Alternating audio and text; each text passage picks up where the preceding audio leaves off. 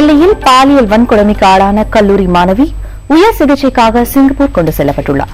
டெல்லியில் உள்ள சப்தர்ஜங் மருத்துவமனையில் கடந்த 10 நாட்களாக உயிருக்கு போராடி வந்த 23 வயது மாணவியின் உடல்நிலை அவ்வப்போது மோசமடைந்து வந்தது. உயிர்காக்கும் கருவிகளின் உதவியோடு அவருக்கு குடல் மற்றும் வயிற்று பகுதியில் 3 அறுவை சிகிச்சைகள் செய்யப்பட்டன. என்றாலும் அவரது உடல்நிலையில் போதிய முன்னேற்றம் ஏற்படவில்லை. இதையடுத்து அவருக்கு வெளிநாட்டில் வைத்து சிகிச்சை அளிக்க மத்திய அரசு முடிவு செய்தது. நேற்று இரவு தனியாரின் நவீன ஏர் ஆம்புலன்ஸின் மூலம் மாணவியை சிங்கப்பூர் கொண்டு சென்றனர். சிங்கப்பூரில் மவுண்ட் எலிசபெத் மருத்துவமனையில் மாணவிக்கு நவீன சிகிச்சை அளிக்கப்பட உள்ளது. இதற்கான ஏற்பாடுகளை சிங்கப்பூரில் உள்ள இந்திய தூதரகம் செய்திருந்தது. மாணவியுடன் அவரது உறவினர்களும் 4 சிறப்பு மருத்துவ நிபுணர்களும் அதே விமானத்தில் சென்றனர்.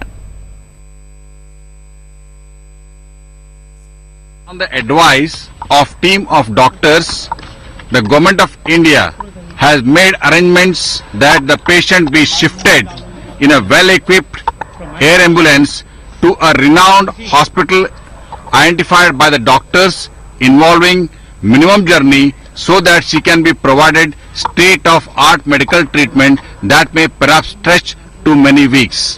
Accordingly, it has been decided that the patient be shifted abroad for further treatment at Mount Elizabeth Hospital, Singapore, as advised by the team of doctors.